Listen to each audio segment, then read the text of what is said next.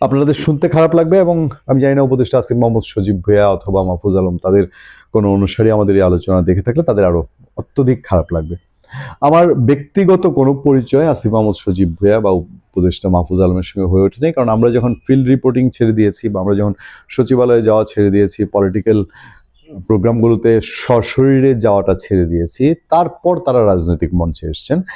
এবং রাজনৈতিক মঞ্চে আসার পর আমরা আমাদের অভিজ্ঞতা দিয়ে যা বিশ্লেষণ করেছি সেটা হলো যে ব্যক্তি জীবনে তারা যাই থাকেন না থাকেন, রাজনৈতিক মঞ্চের এই দুই অভিনেতা বাংলাদেশে রাজনীতিতে কালো অধ্যায় রচনা করে গেছেন।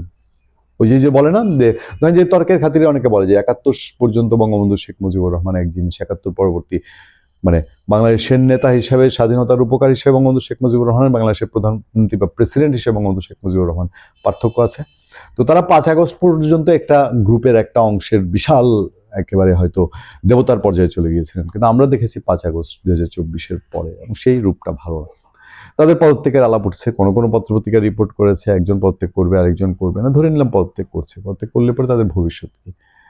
এই লোকগুলো আসিফ মাহমুদ সজীব ভুঁইয়া, মাহফুজ আলম, সার্জিস আলম, তারপর হাসনাত আবদুল্লাহ, হান্নান মাসুদ, এই যে গ্রুপটা, এই গ্রুপটা আগামী নির্বাচনে বাংলাদেশে কোথাও কোনো প্রভাব বিস্তার করার মতন তাদের কোনো রাজনৈতিক অ্যাক্টিভিটি, যে গত ১৫-১৬ মাসে এমন কোনো কারিশমা, বিশেষ করে আসিফ মাহমুদ এবং মাহফুজ আলমের হাতে তো সেই সুযোগ অসম্ভব ছিল।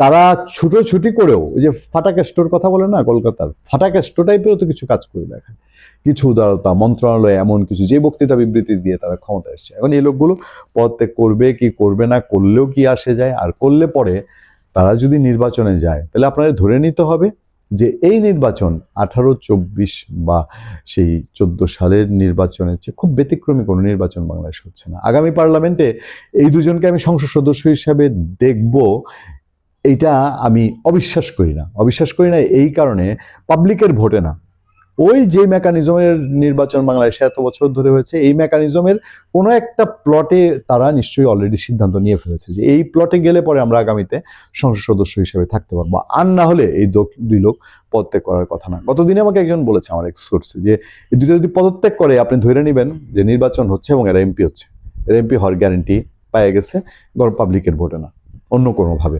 আর যদি দুটা পদত্যাগ না করে তাহলে ধরে নেবেন যে বাংলাদেশে নির্বাচন হচ্ছে না।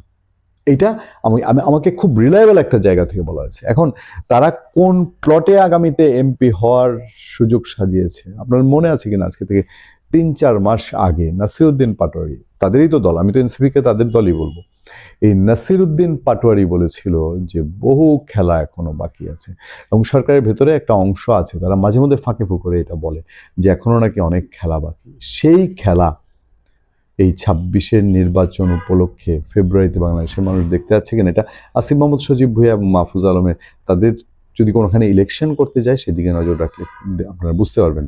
আর যদি মনে করেন উড়াল দিয়েছে ফুরুত, তাহলে দুই উপদেষ্টা কেমন ভোটে এমপি হতে চায়?